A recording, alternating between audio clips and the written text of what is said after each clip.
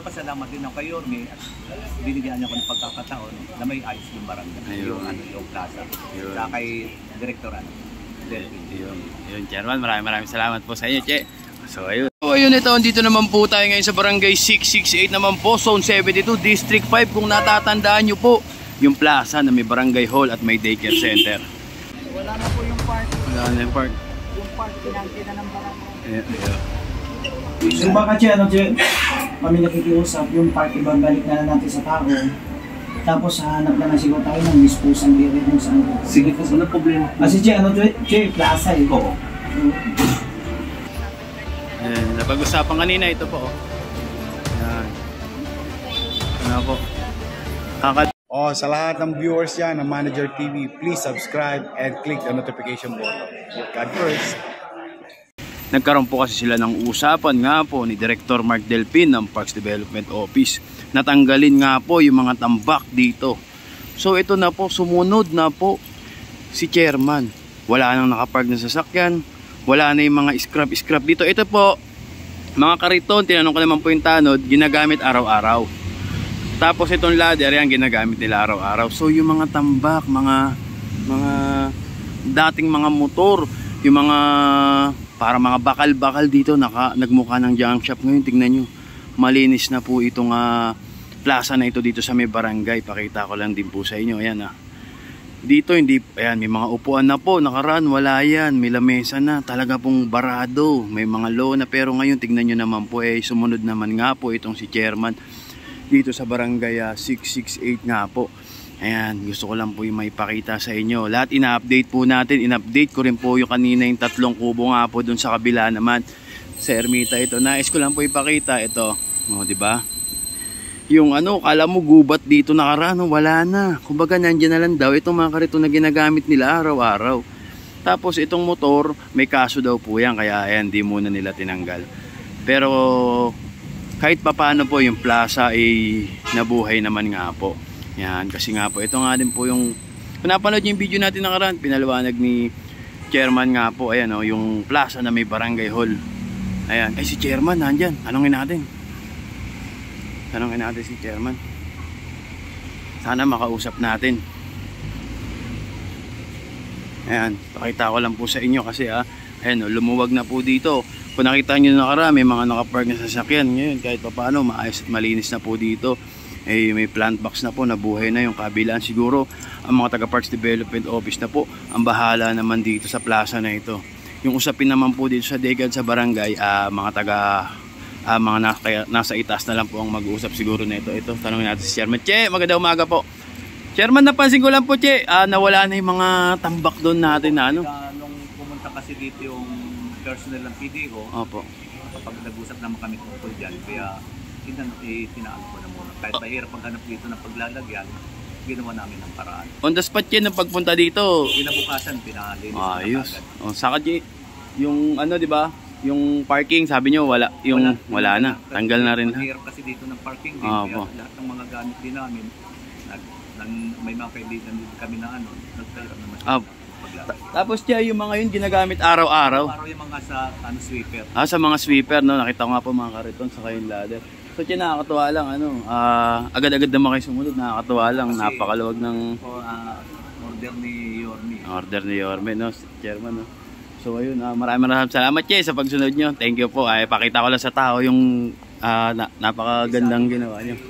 Director Delpin na napag-usapan namin, ginawa ko na rin. Ayun, makakarating po yan kay kay Yorme rin. Ay, mapapanood ni Yorme to. Ayan. Thank you po, Chairman. Ayan, pakita ko lang po ulit sa inyo.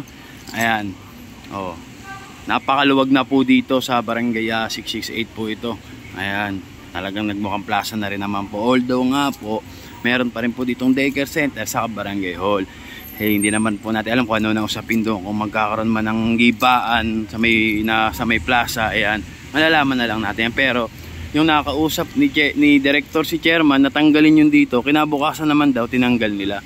So ayan nga po, kung makikita nyo mga kariton, mga sweeper po yan, mga sweeper nga daw po yung gumagamit niya araw-araw na nagwawalis dito. Ayan, natuwa lang diba? Kahit pa paano, kung nakita nyo nung nakaraan na pinuntahan natin to, talagang napaka napaka ano naman po talaga, napaka sikip. So ngayon medyo ano na po, ayan.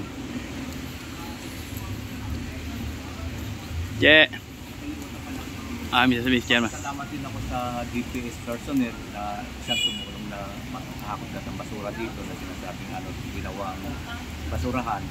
At totally talaga sa galing sa clearing yun. Saka nagpapasalamat din ako sa mga personnel ko dito sa barangay na kahit hindi sila naka-duty, natulong-tulong kami para dito sa mga galing. Ayun. Che, ito, mensahe nyo na lang po kay Yormis Comoreno.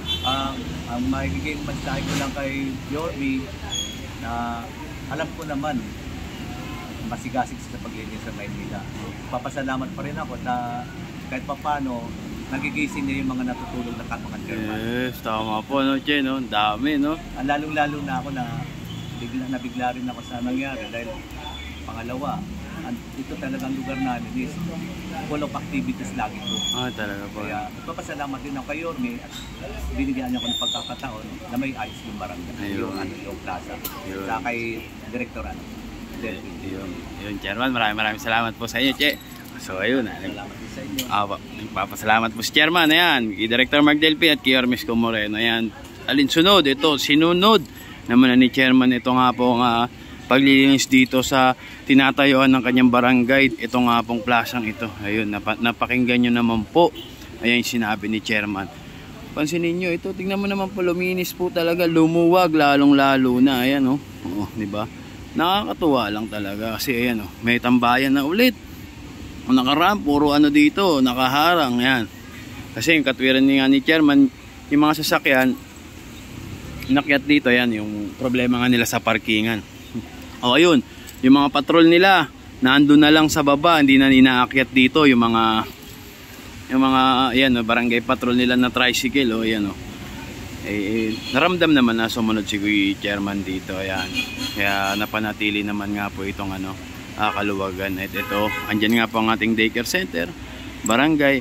Ayan, hindi natin alam kung ano ang usapin diyan. Pero regarding dito sa plaza, sa pagbuhay, kahit papaano po sumunod si Chairman, buti na lang sumunod siya. Dahil yung mga tambak dito kinausap siya ng masinsinan ni Director Mark Delpin. Kaya ayan, pinapakita ko lang po sa inyo na kahit papaano po yung nagmukhang plaza. Ito. Yan. Yan. Diba? Nagmukhang plaza po. Yan. Kahit papaano lumuwag na. Kumbaga, kahit paano may mauupuan ng gustong mamasyal. Diba? May lamesa at upuan na. Yan. Pwede na silang mamasyal dito. Ayan, ito siguro mapapaayos na to ni Director Mark Delpin yung itong plant box sa to dito. Yan, tataniman yan. Sabi niya nga po, tataniman ko yan ng mga halaman. Pagagandahin ko nga po kahit itong mga plant box dito. Ganun din sa kabila. Ito sana mapanood rin ni Director Mark Delpin para makita niya rin po yung pagbabago dito sa sa barangay 668 dito. Yan.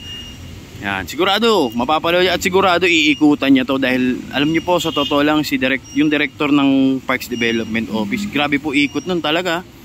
Ikot ng ikot po yun talaga. Sabi niya nga po, hanggat may plaza, hahagalughugin ko yan. Yun po yung sabi niya nung nakaraan.